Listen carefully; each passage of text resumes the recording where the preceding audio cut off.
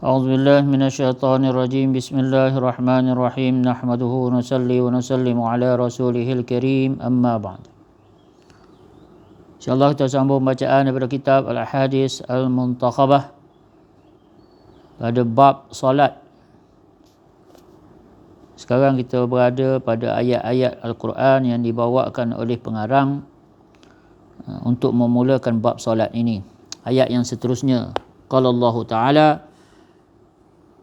A'udzubillahi minasyaitonirrajim. Aqimis salati liduluki syamsi ila ghasakil laili wa qur'anal fajr. Inna qur'anal fajri kana mashhuda.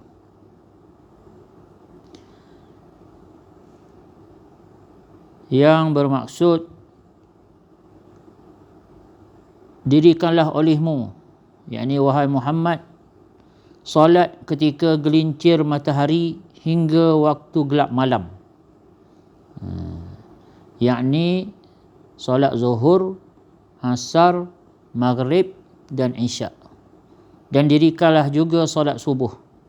Sesungguhnya solat subuh disaksikan, yakni oleh para malaikat yang mencatat amalan manusia. Surah Al-Isra ayat 78. Dalam ayat ni Allah Subhanahu Wa Taala perintahkan aqimis salah, dirikanlah. Dirikanlah solat. Dirikanlah olehmu solat. Maksudnya aqim, kena dirikan, iqamah.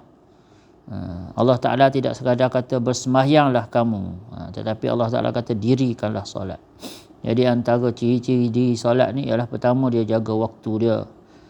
Solat kalau orang lelaki yang terbaik sekali untuk yang dikatakan sebagai dirikan solat ni ialah dia solat di awal waktu di tempat azan diazankan secara berjamaah. Ayat yang seterusnya yang dibawa oleh pengarang, walladzina hum an salatihim yuhafizun. Allah Ta'ala kata, maknanya ini adalah sambungan daripada ayat-ayat yang sebelumnya. Ini surah Al-Mu'minun, ini ayat yang ke-9.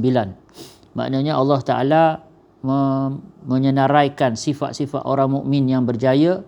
Maka antaranya ialah walladzina hum an salatihim yuhafizun. Mereka yang mengambil berat menjaga solat fardu mereka. Walladzina hum an salatihim, daripada solat mereka, berkenaan solat mereka itu mereka ambil berat. Yuhafizun maksud menjaga di sini ialah mengambil berat tentang solat fardu. Seterusnya Allah Ta'ala berfirman, Ya ayyuhalladzina amanu iza nudiya lis-salati min yawmil jum'ati fas'au ila dzikrillahi wa dharul bai' dzalikum khairul lakum in kuntum ta'lamun.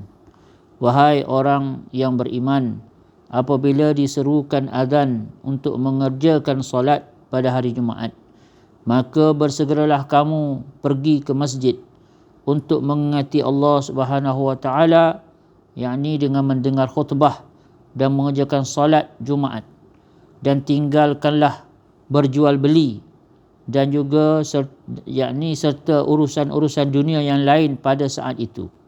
Yang demikian itu adalah baik bagi kamu jika kamu mengetahui hakikat yang sebenarnya. Surah Al-Jumu'ah ayat 9.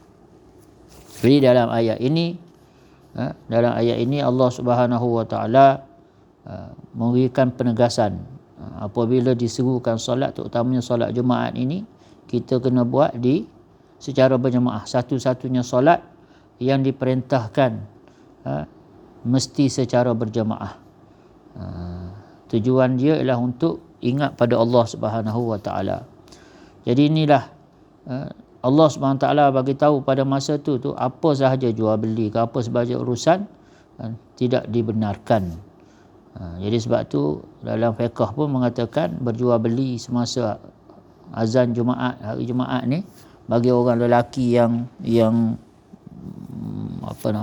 mustautin lah, yang betul-betul dikira sebagai ahli Jumaat tu, maka ia adalah haram, kan? Ada hukum kat situ.